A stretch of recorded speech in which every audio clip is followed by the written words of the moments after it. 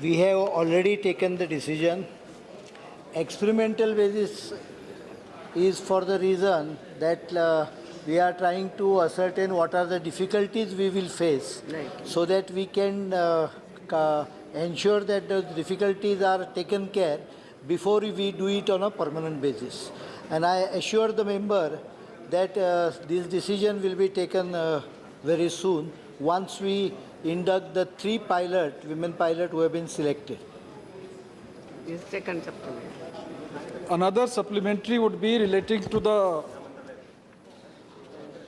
shortages of pilots, fighter pilots, especially pilots in Indian Air Force, which has been reduced, the answer says, to 164 by 1st February 2016. And the general perception, madam, is that we don't have adequate trainers or adequate training aircraft or those advanced fighter training as we have Hawk 132 or Kiran Mk1A. But my question here is, madam, whether the government has chalked out the worldwide accepted two-pronged strategy to retain and attract the best talent to reduce the shortage of pilots in the Indian Air Force, particularly when private airlines are offering lucrative packages. And if you have such a program in view, what are they? And you can share it with us to retain the best pilot and to attract the best talented youths of our country. Speaker Madam, the shortage was 550 in year 2010. I am pleased to inform the House that the shortage has been reduced to 164, and we have found that pilots leaving Indian Air Force is reducing. The number is on a downward trend, indicating that there are better facilities we have provided. The total number of personnel in the flying branch is 4,528. So 164 is a very small number, and in 2 years' time, if the trend continues in the current, as per the current, we expect these shortages to be completely wiped off.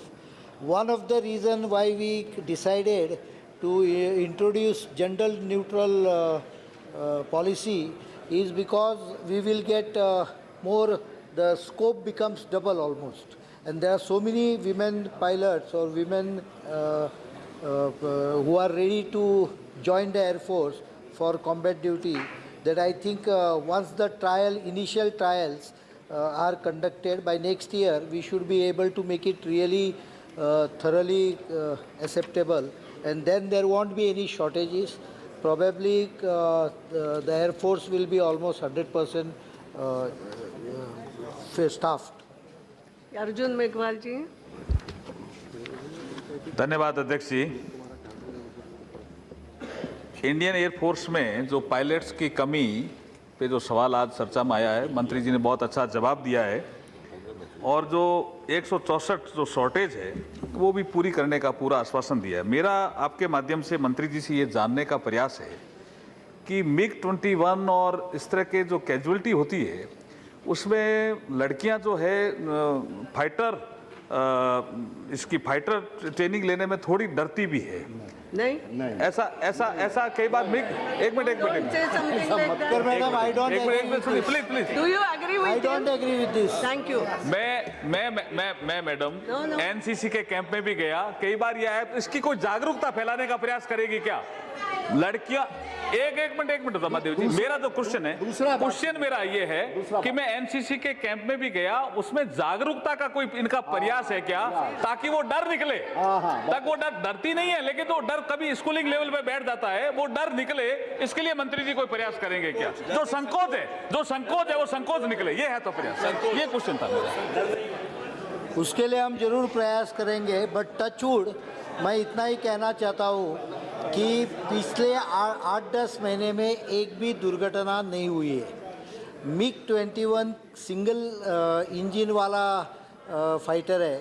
इसके लिए जब engine में कुछ problem हो जाती है तो pilot normally bail out करना पड़ता है, इसके लिए प्रॉब्लम हो जाती है, क्रैश तो पुरुष हो स्त्री हो दोनों को लगेगा। But I will like to stress here that we have stressed on the improved maintenance and improved quality maintenance. Thereby, in last year, we have managed to get the lowest accident rate for last 10 years, except year 2013, when it was slightly lower, but while flying more, almost 262,000 hours, by about 10% over the earlier years, we have still reduced the accident rate to 0.22 per lakh flying hour. So number बहुत कम हो गया है, चिंता करने की ज़रूरत नहीं है, और जो फाइटर फ्लाई करने के लिए योग्य नहीं है उसको हम लोग उड़ाते नहीं हैं। Thank you. गोपाल मेरा सवाल ये था कि मर्दों से अधिक महिलाएं रिक्रूट हो रही है, वो तो उन्होंने बोला है। इसके लिए कोशिश करेंगे। अध्यक्ष जी बहुत बहुत मुझे लगता धन्यवाद। है मुझे कोशिश भी करने की ज़रूरत नहीं है। अपने जो आप आ जाएगी। जिस प्रकार से मुझे फीडबैक आ रहा है, ये फाइटर इसका एक्सपेरिमेंट जून जुलाई में 3 लड़कियां एयरफोर्स में फाइटर इसमें प्लीज प्लीज 3 लड़कियां फाइटर स्ट्रीम में फाइनली इंडक्ट हो रही हैं। उसके बाद में मुझे नहीं लगता है कि इसमें कम आ जाएगी, और फाइटर सिलसिला रुकेगा पायलट नहीं। देश में पहले बार हो रहा है। उसके बाद में there will be flood of application, I am very sure of it. Gopal से अध्यक्ष जी, मैं मेघवाल जी के इस प्रश्न को आगे बढ़ाते हुए, हमारे भारतीय समाज की एक मानसिकता ही महिलाओं की वर्षों से इस प्रकार की हुई है, उनको कभी कभी लगता है कि ये काम हमारा है ही नहीं है, इसलिए उनका ये शायद होगा। इसलिए मैं इस बात को आगे बढ़ाते हुए ये कहूँगा कि आजकल महिलाएं पायलट बहुत बनती है, लेकिन उनको नौकरी मिलता नहीं है। तो ऐसे महिलाओं को सरकार प्रोत्साहित करके एयरफोर्स में आने के लिए कोई व्यवस्था करेगी क्या?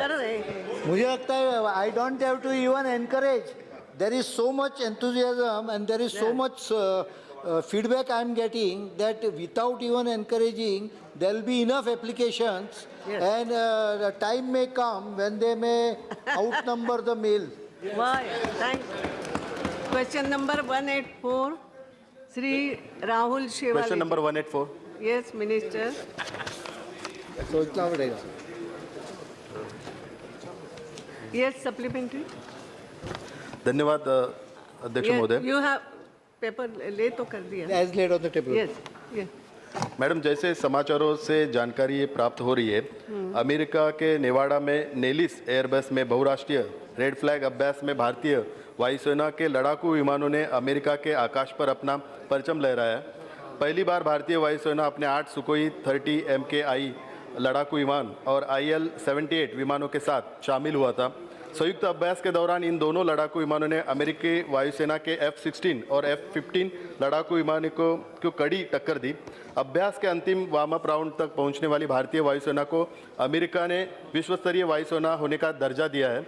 इस अभ्यास के दौरान भारतीय वायुसेना के बहादुर गरुड़ कमांडो फोर्स ने भी पश्चिम देशों के अपना लोहा मनवाया है।